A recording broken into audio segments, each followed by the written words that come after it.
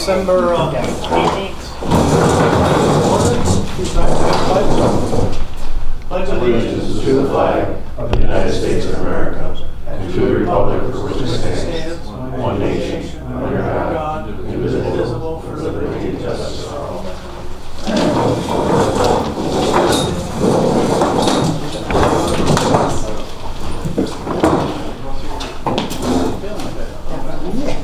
Okay, orders of the day. The public hearing is still open on the zoning.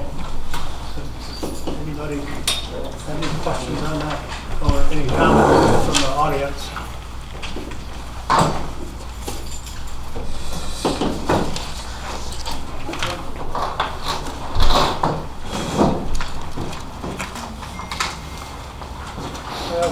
Do you have anything before we move on, Ken? There's just been a couple small word changes and a few corrections in Schedule A that from the last meeting, but other than that, nothing significant. Just for the board's information, there is 2 resolutions in there if we decide to approve those changes. And the reason they're not showing up on the agenda is we just got them like 20 minutes before the board meeting, sent over to us. But we have to do a C-Corps long form, repeal and replace portions of the zoning law. Then we have to do repeal and actually replace the zoning law if the board decides to pass it. But we'll leave that open in case anybody comes in. Approval of minutes for the November 20th board meeting. Make a motion to approve the minutes for November 20th meeting. Second. All in favor? Aye. Opposed? Okay, approval of vouchers. You got general fund, $113,081.65. Water fund, $50,233.74. Sewer fund, $32,154.12. Trust and agency, $32,421.15. They've all been audited just within the last 10 minutes, and I make a motion we pass them. I'll second that motion. All in favor? Aye. Opposed?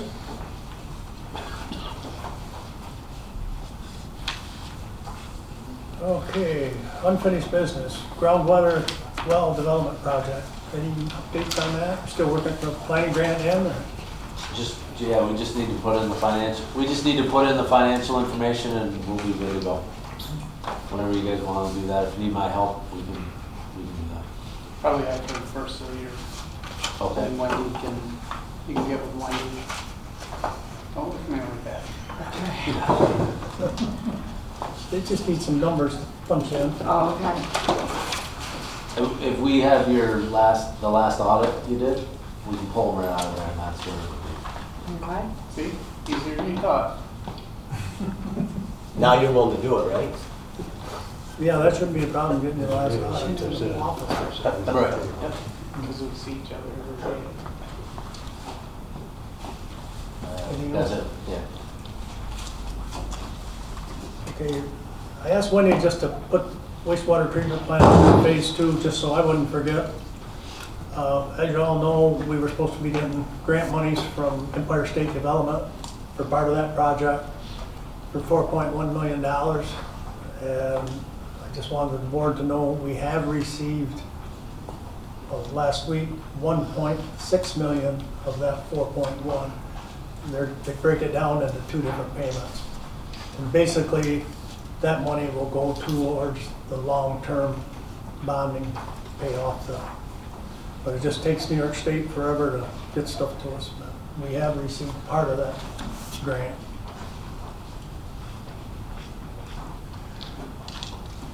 And zoning changes, does anybody on the board want to discuss anything there?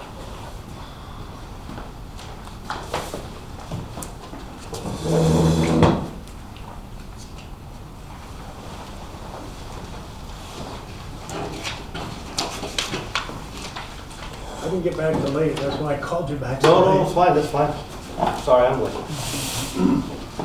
Okay, we're down to zoning changes, Jim. Yep, bring up the space. I said, we're down to zoning changes. yep, I'm ready to rock and roll.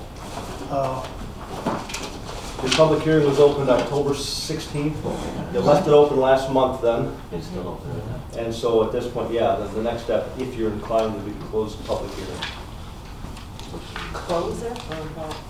Well, if the public hearing was open on the 16th and you've not closed it, We haven't closed it, we just opened it back up tonight. I mean, it wasn't closed, I mean, yeah, we're, then you look for additional public comments if you're interested, and when you're prepared, you close. so. But there's been no more public comments tonight, so I think we can have a motion to close that now. So moved. I'll second. All in favor? Aye. Opposed? Okay, then the next step on that, if you're looking to proceed, would be 239M. Anything unusual happen? I don't have any feedback at all. They did give some conditions and whatever, but we have done everything that they suggested, so. And I've looked at the updated changes. So what that means is there's nothing more from 239M, so if you're inclined to proceed, you proceed with seeker at this point. So the seeker, what this is, This resolution? yeah, so all it is it's the adoption of legislation only. Now technically, because it's village-wide, that's type 1, and that does mean you had to go through that long form. You've got the long form. The proposed part 2, I had prepared and forwarded to the village before, 10 pages, but everything is a no from the standpoint that all this is adoption of legislation only. And if the board is inclined, what you could do is you could entertain the resolution to adopt a negative declaration for seeker. And you have that proposed resolution.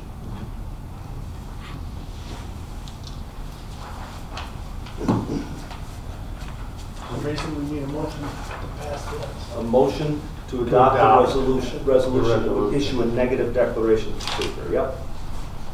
I'll make that motion. Second.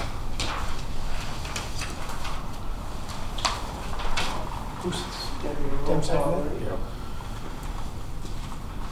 There's a roll call, right? Yes, it is. Myself, yes. Dan? Yes. Charlie? Yep. Tim? Yes. Tony? Yes. And the next step is the board is free to consider voting on the zoning amendments. And you've got the resolution that would do that. I've received the updated zoning, gone through it. We've got it prepared to go. There's a local law form that would be signed by you, Wendy, as the village clerk, if the board approved it. And that would be a roll call vote as well.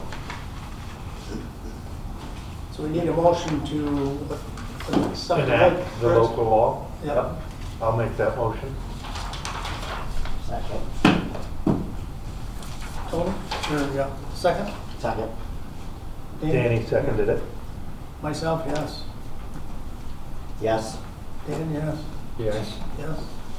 Tim? Yes. Tony made the motion, must be yes. Yes. right? Now for 10. So this is the document.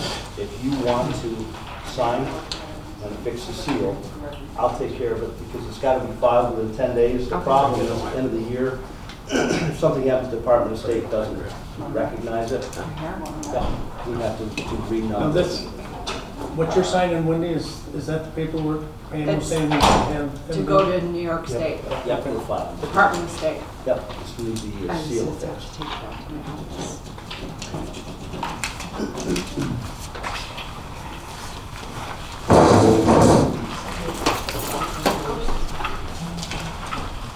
You can go ahead. I have my-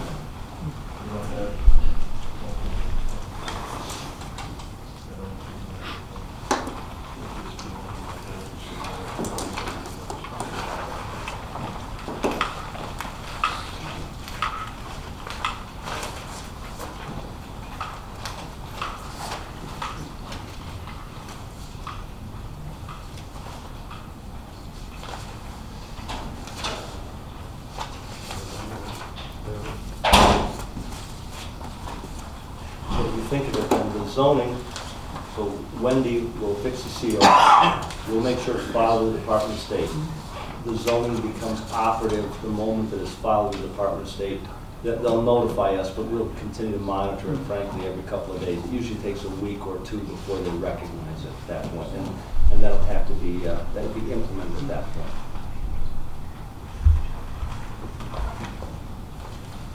Is that what she went to get a seal? Just to fix the seal to it, yeah. She said we could continue. Yes. Does anybody else here have any unfinished business?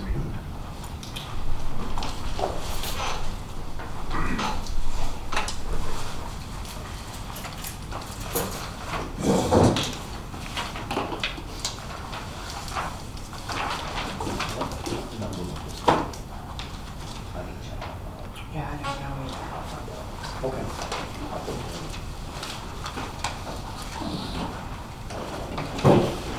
Okay, going on to new business. The county and the town, basically, I think it's gonna be before the town board meeting tomorrow. I think the county's already approved it. New senior citizens exemptions for property taxes. Also, the New York State is making a change for the fire department, EMS, for tax exemption. I put in your packet, basically, it's copies of, we changed the wording to the village, but it's basically there's two resolutions, one for the senior citizens exemptions and one for the fire department. But looking back through what we already have, we have a local law, 171 under taxation, where we break down, and hopefully everybody's got a copy of that. So I'm thinking we need to do one or the other. I think we either need to do a resolution or the local law. I think we forget the resolutions. We have time because we're a year behind the town and county. And we have to have public hearings on all this and everything. And because we're a year behind, I think we have time to work on it and just take our existing law and upgrade it to the dollar amounts to match the resolution that the town and county has got. And then the same with, and add to that, under the chapter 171 taxation, add the fire department and the EMS in there, and basically redraft those two local laws. But it's up to the board whether they want to increase that. Right now, I believe, and if I'm wrong, Joe, jump in, but I think the fire department's entitled to like maybe $3,000 for tax exemption right now. And most of them get a better deal taking an exemption on their federal income tax. The new state law is going to raise that to 10%. So that'll be a better deal. So if you've got a $100,000 house, you get $10,000 off. Am I right on that, Joe, or if I got it? No. It's 10% off the property tax bill. So like if you have $100,000 and we're taxed at $10 per thousand, that's what, $100 tax bill, it would be 10% off it. So you'd be saving $10 is what you're saving on the tax bill, is how that works. You take 10% off of $100,000. Yeah, but that's what he's saying, is they're not taking 10% Right. off the property value. They're only taking 10% off from tax what rate. your tax. Right, that's my Of understanding. what you're actually paying in. How many different venues does this include? Does this include county tax? So it's eligible for let's take a village resident, it'd be eligible for the village, it'd be eligible for the county, and it'd be eligible for the school. But not the town. Well, and the town too, yes. So all four. All four have to opt in on it. And my understanding is the schools are not opting in on it. So that means it's going to be a moot issue? It just means like, so I could apply for it for the village, my village tax would get the break, the town would, the county tax would, but my school tax wouldn't. The calculations we came up with, if I'm understanding the way it works, you can take either the property exemption or the income tax, the state income tax credit, which is also going up next year. It's going up to $800 is my understanding. So for me to save $800, I would need all those entities to to opt in for me to make it worthwhile to do the tax exemption over the income tax. And maybe you don't want to answer this question, or maybe you can't. What's the school's reasoning? I don't know. I just know, I don't think any of the, so I think the problem is the schools did, I don't know if they were necessarily educated on it from the state side to make them realize it's not like they're going to be losing lots of money. It's just, I talked with the people at the school years ago, not on this, but any veteran that's in here, most veterans apply for property tax exemption. In the school, you do not get a property tax exemption at the school. And New York State changed the law, so you could get, veterans could get, just like the firemen. And so I asked up there, about it at one of their board meetings. Basically, I was told that they didn't feel it was right to give the veterans an exemption because they were that was gonna put more of a load on all the other taxpayers. So they're probably thinking the same way with the fire department. So what New York State did was, New York State recognized that communities are having a very difficult time getting volunteers for the firefighters. And so they adopted real property tax law 466, and what 466 did was said, okay, with real property taxes, county, town, village, and school, each of those 4 governmental entities have the authority to adopt the appropriate legislation, be it by resolution or local law. Each of those 4 could adopt the appropriate legislation that would provide a partial exemption for the real property tax. And there was a sliding scale with that. Now, that was in recognition that it's difficult to get volunteers. And there are requirements that go along with that Joe would know more than I would certainly.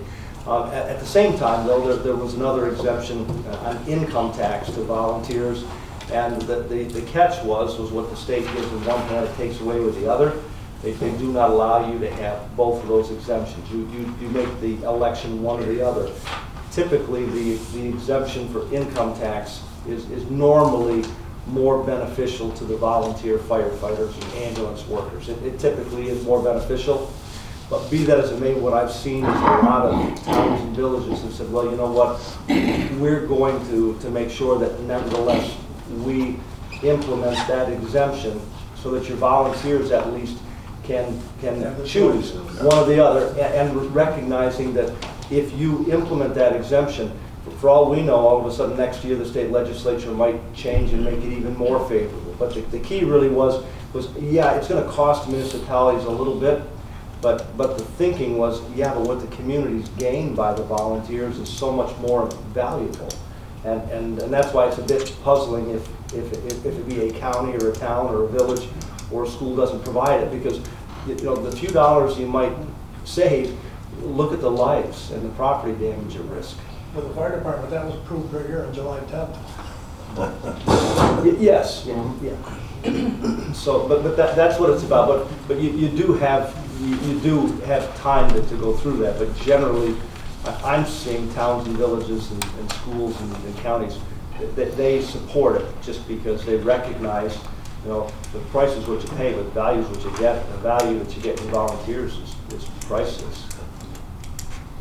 yeah, I mean, and from the fire department, we would fully support the village supporting this. Like, I mean, we may not all take advantage of it, but I think I have at least one member who does the tax exemption over the credit because they just must have done the math and it works out better for them that way. For me, the credit's the way to go because it's one line on my income tax and it's a checkbox, and then I get $800. So. Is that you get $800? Well, excuse me. Before this year, it was only $200, so that was part of this thing too. Is that straight money, Joe? It's straight money. It's straight money. So even all my retired people who don't necessarily have to file federal or state income tax still file it because they get that $200 back. So. And like I said, this year it's going up to, I think it's $800 is what it's going up to. And the state did talk about, in the future, allowing them to do both. That was the part of it. It didn't get into this round, but they did talk about having that as an option for the firefighters to do both. They would get the credit and they would get the tax exemption if they wanted to go through it. It's a lot more paperwork to do the tax exemption though, so, because it requires chief signatures, the town, all the tax entity Yes. signatures and things like that, so.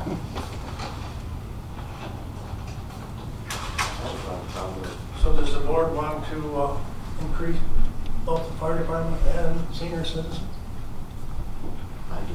I do. I think you do. I don't see why not.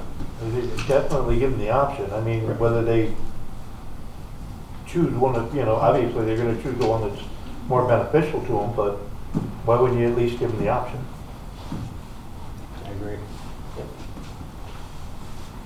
So somebody want to make a motion, we'll ask Jim to redraft chapter 171 taxation for the senior I'll make a citizens. motion, we For the redraft senior that. citizens and the fire department. I'll second. All in favor? Right? Opposed? Wendy, did Jim get copies of the resolutions? and everything? Yeah, okay. So we just won't do the resolutions, Jim, we'll just redo The local law. the local law, but add the fire department into the local law. Basically, we need to get that local law before we can schedule a public hearing. Yes, you're supposed to have it on your desks technically 10 days before you take any official action. But I'll get on with that. But like I say, luckily, we got a year to get it out. Hopefully it won't take us that long to do it.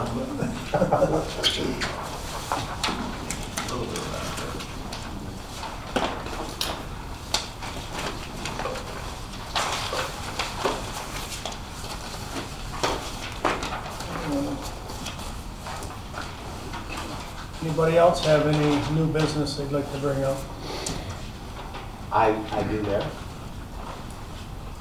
I've got about, I know one's on the agenda, so.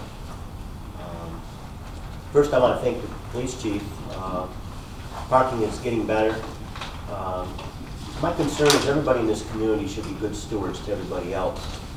And we have 2-hour parking for a reason, so that the people can go into the various businesses and do their business and surrender the space within the 2 hours to the next person. Unfortunately, we have a few people that have decided we'll challenge it and maybe go out and move their car a foot. And I don't take too kindly to that. And the way I understand it, we can, and I've talked to the Supervisor Mullen, their names can be turned over to the state, and on renewal, their registration can be scofflaw. It's the last thing we want to do, but we also want people to be good stewards, and most of them are, but we've got a few able-bodied people that want to challenge it. My next question to the attorney is, in talking with one of our board members, I'm being told that when he was in another community and parked where he didn't even know it was illegal parking, they were towing the vehicle. Do we have that right? No. There are restrictions in the vehicle and traffic law. I'm sure our police chief knows more about this than I do. But as far as towing vehicles, you've got to have the statutory basis to begin with, and then the right signage has to be posted. If you don't have both of those matters, then But also, I think about the local law. and then- yeah, you've got to have the framework in place, but you've also got to have the appropriate signage posted. So just doing that, in the absence of an emergency. Now, as our DPW superintendent knows it, well, wait a minute, if there's an emergency all of a sudden, everything's out the door. We can move vehicles so we can take the greater good. But other than that, no, you've got to have the legislative framework in place, and the signage has to be posted. Okay. So I know that Daryl's been working on that, and there was quite a few tickets issued, and that's not what we want. And a lot of people have come in and paid them. According to Supervisor Mullen, we've had $250 worth of parking tickets paid for. So apparently people feel that, hey, we've made a mistake, and I think that message has gotten out. The next issue I want to bring up is our skating rink. It appears that we've got some issues where certain maybe older people, students or what have you, think that it's okay to bully at the skating rink. And we had an issue last week where that happened. We have two that won't be allowed to be there skating anymore. And again, that needs to be a safe environment for all of our children in this community. And I know in talking with Daryl that we've got police officers going over there every now and then. Shouldn't have to happen, but it's just the way it is. So I'm kind of watching that close because this whole issue hit close to home. So that's the two things I wanted to bring up under new business. But when it comes to skating rink, if Janet has a problem, doesn't she usually call over to you guys? Yeah, she's got all of our numbers. She calls us directly. She wasn't aware of this one, so, Oh. but it was taken care of. Okay, brings us down to correspondence. Recall updates. Anybody got any questions on that? If not, Mickey's sitting over there in the back. Yeah, I did. I have to say that the next Raycon board meeting is on January 23rd at 6 o'clock at the town of Lowville.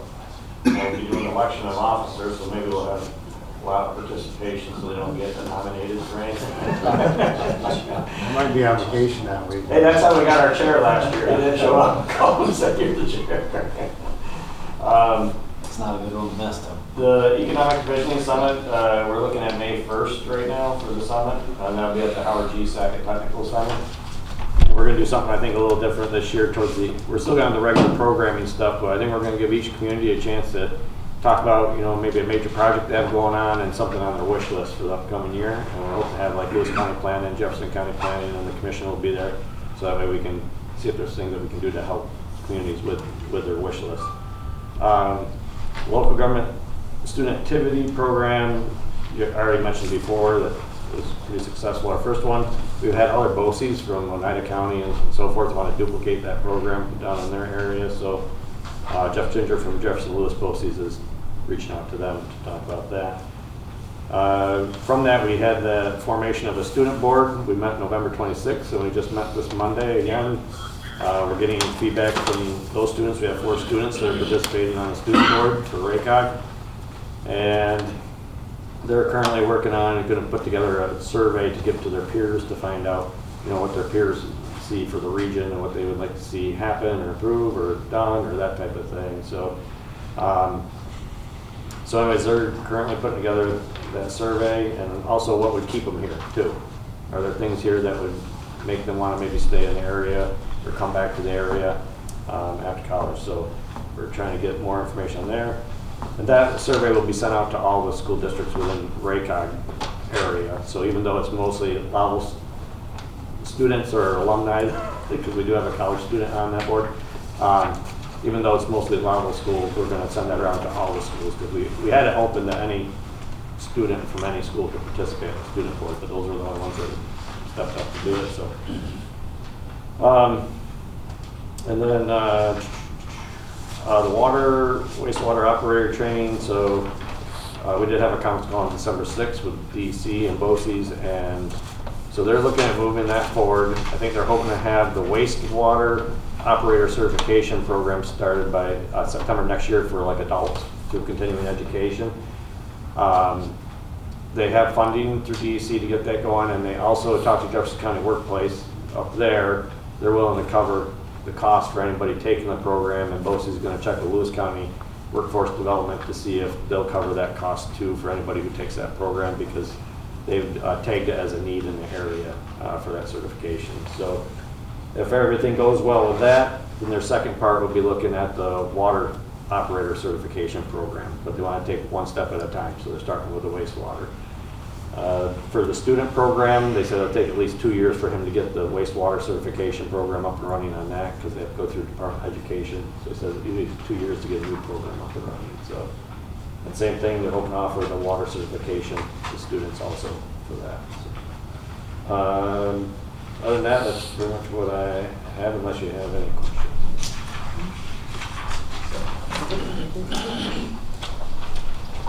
Okay, those correspondence is from Lowville Fire Department, their annual banquet. If anybody's interested, they need to make reservations by January 4th. When is it? January 18th. Which is a Saturday. 6 o'clock? Cocktails, 6 o'clock dinner, yeah. Okay. Make reservations with you, don't you? Yeah, I can push it down. Thank you. Okay, we need to make some appointments. First on the list is the municipal board. Dennis Bishop is up. We need to appoint him to 12/31/29. Would I like to make that motion for Dennis? So moved. Second. All in favor? Aye. Opposed? Okay, and he's sitting right there in the corner, Peter Ciccone, through 12/31/26 for 2 years. I'll make that motion. Second. All in favor? Aye. Opposed? Aye. No. No, I'm just kidding, Pete. Okay, clerk treasurer Wendy Snowden, we had appointed her as an interim clerk treasurer. And now I think we need to make a motion to make her permanent clerk treasurer through 3/31/27. Does she want Yeah. I'd be honored to make the motion. I'll make the motion. it? And I will second that motion. All in favor? Aye. Aye. Opposed? Okay, and our new hire, Deputy Clerk Kaylee Turk, we need to appoint her officially as Deputy Clerk Treasurer. I'll make that motion. 3/31/25. I'll second. All in favor? Aye. Opposed? Okay, before we go on to officer and committee reports, Jim's got to leave here by 5. Do you have anything Nothing. that you need Nothing. to bring up? Or Nope. I didn't know if you needed an executive session for anything or... That'd be cool if we didn't. Okay, we'll move on. So you say you have nothing? Nothing. I don't have anything different. Clerk treasurer. Your treasurer's report is in the packet. Do you want? Chief of police.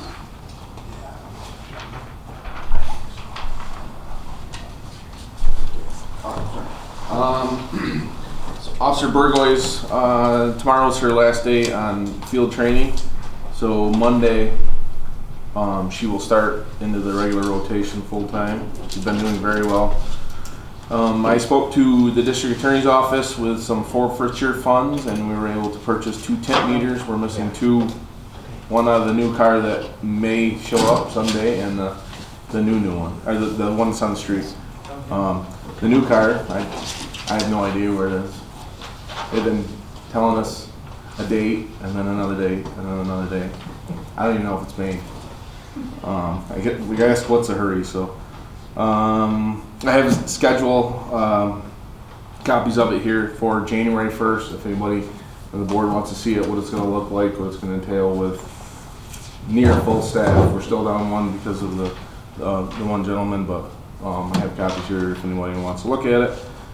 And then at some point we'll have to talk about the Exxon proposal, the tasers, body cameras.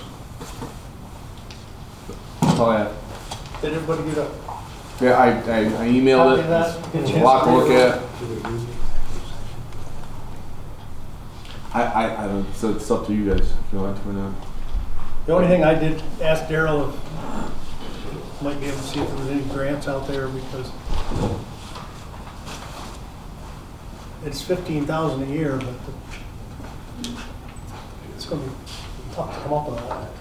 But on the other side, the police department definitely needs the tasers, because everything they have is outdated. They can't even get batteries for them anymore. Yeah.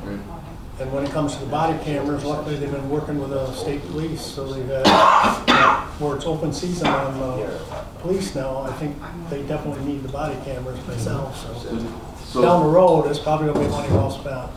Just since I've been chief last October, we've used state police body cameras 3 times to identify the village, to clear us. That alone is huge. Last week alone, another example, I used my taser twice last week. Wow. Yeah, pulled it out, I'm sorry, displayed it, and we had a good outcome. That's just me. Here's the deal with the cameras. Without them, we're always wrong. With them, Yeah. at least if we're right, we're right. Yep. We've got to have them.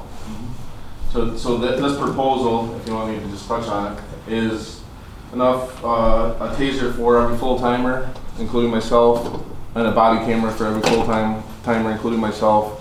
And then the part-timers would split one camera and one taser. This also includes all the training, all the cartridges, all the batteries. They're under warranty till 2030. All the ammo. They actually send people up here to train us, a 2-day training class, and when they leave, they can leave here and we will have 2 of our officers trained, so we never have to have them come back. We can always train in-house and still be certified. This is a new evidence program included with it in the proposal, so any downloads from the taser or from our body cameras go directly into our evidence room, into the computer that's there. Each one of us have to have a licensing agreement that's included in here. They're pretty neat. It's up to date. The tasers, actually, the taser that I'm carrying is the first generation taser made. They don't support it. They don't even know how to know you're carrying it. Also in the proposal is use of their attorneys, and there's also a monetary value for liability insurance too. If someone used their taser and it's justified, village gets sued, they'll back us on it. And if we could have another issue, in continuing to have a police department with insurance, that could become a question, what kind of tasers do we have? I'm really surprised that hasn't come up yet. And that would force the issue one way or another. So I think we've got to do it, and we'll have to figure out how we're going to fund it. Right now, we only got to put up, what? $1,000 now. That would lock us into the 2024 pricing. Obviously, like everything else, they're expected to go up. How much, I'm not sure. But $1,000 would lock us in. That would get the ball rolling to get all the tasers and equipment ordered. That's holsters too, I forgot to mention that. And by June 1st, or at around June 1st, we would be up for the $14,000 annual payment, with that 14, and then for the next 4 years, would be at June 1st would be $15,000. June 1st, or that first. Yeah, week of June, yeah. budget would be Fiscal, yep. $15,000 for Yeah. 5 years. Yep. That's total 15,000 a year. Yes. Yep. Right now, if we do agree to do it, we'd be at $1,000 and then 14 in June. I want to lock in the price, and we'll worry about the rest later. I'm going to make a motion that we lock in the price of $1,000. I'll second that motion. All in favor? Aye. Opposed?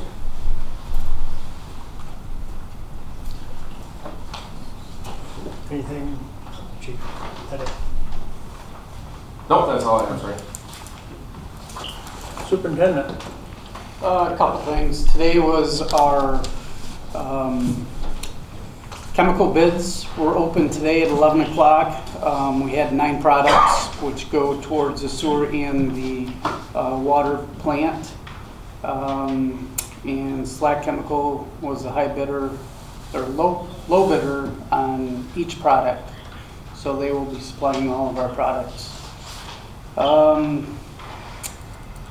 As we talked before, Daryl just informed me that our boiler system over at the police station is now up and running. So that's been completed. The other thing I want to bring up is, even though our snow has melted, we did have quite a bit of snow, and our village law states that after 48 hours that you must clear your sidewalks. I actually went around a few days. I actually had 12 areas, 12 people that I called, left messages to let them know that they need to clean their sidewalk, and I think 11 of them were done, or 10 of them were done. So that's it.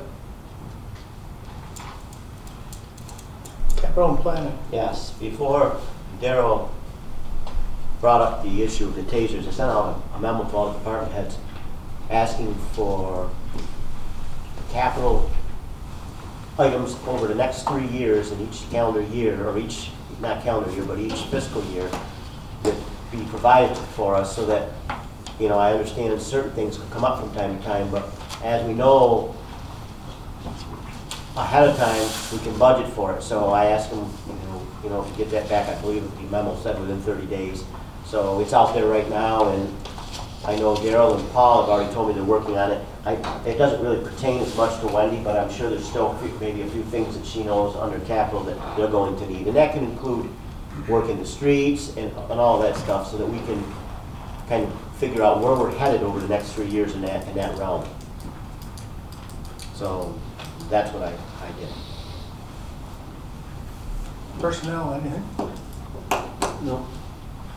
Finance? No.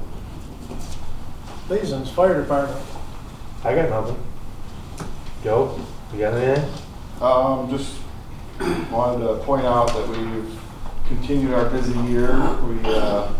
This last month we had a stretch where we ran 5 structure fires in 6 days, I think. So it was a rough week, that one was, but we had a couple of good saves, we had a couple of not good saves, but we did what we could do. But You saved the dog.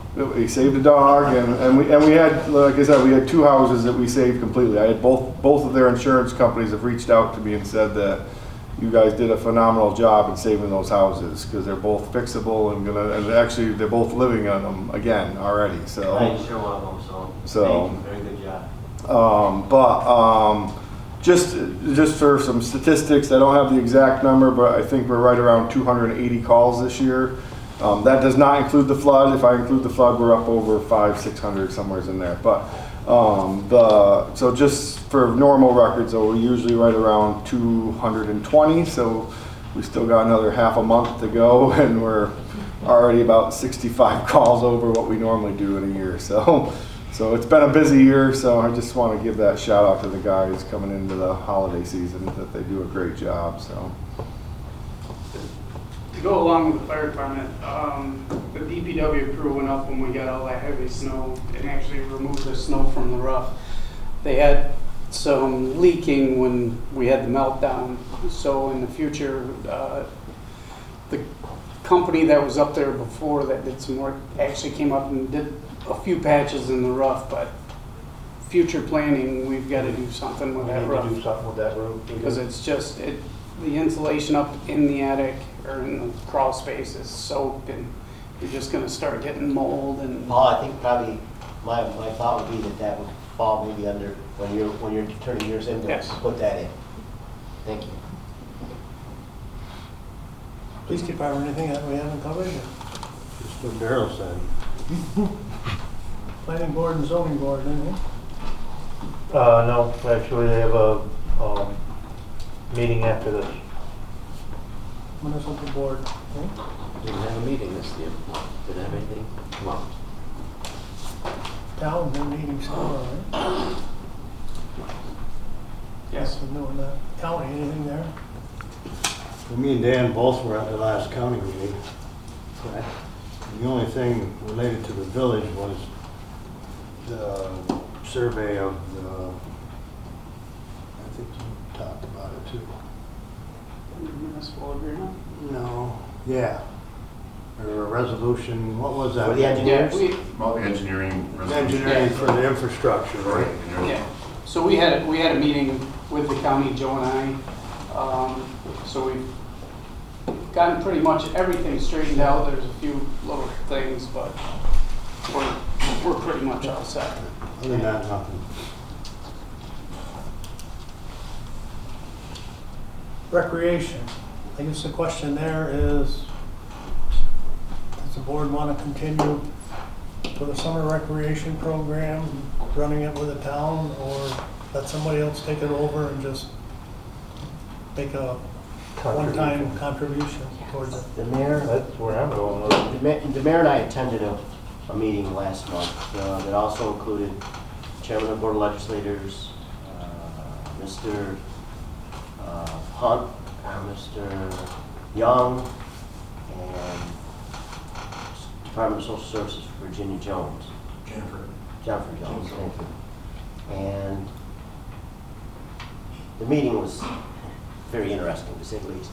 But that being said, I took it upon myself to do some research with the South Lewis school and the Adirondack school. I first called South Louis and talked to Chris Villier and a Deb Damagala. South Louis runs the program for the kids in the South Louis School District. They throw so much money in themselves, and each township gives. Now I can't speak perfectly on this if it's they ask for a certain amount or it's just given, but they get what they get, I believe. So then I took the initiative to call Sharon Shahaki, who used to be the county manager and is the business office manager of Adirondack. And during COVID, they made their program, they modeled their program after South Louis. And they do the same thing. They run a half-a-day program, they had 147 students, and by the way, I confirmed all this in an email afterwards, and she concurred that I had it correctly, and said I could use it. 147 students, and they had 10 full-time employees. And they run the program for about $25,000 a year. Now, we had 300, and we ran it full day, and it was 80,000. So money to money, that doesn't sound bad. The issue is, what can we do and what can't we do? I learned from her also that the town of Leiden gives to both, because they have both in both school districts. And in the meantime, the county gave us money. And, you know, my question has become, probably that shouldn't be that way. I've thought about that a lot. But what I will tell you is, I don't believe that the village of Lowville can sustain running the program anymore. It's not sustainable themselves. Can we give towards the program? Yes.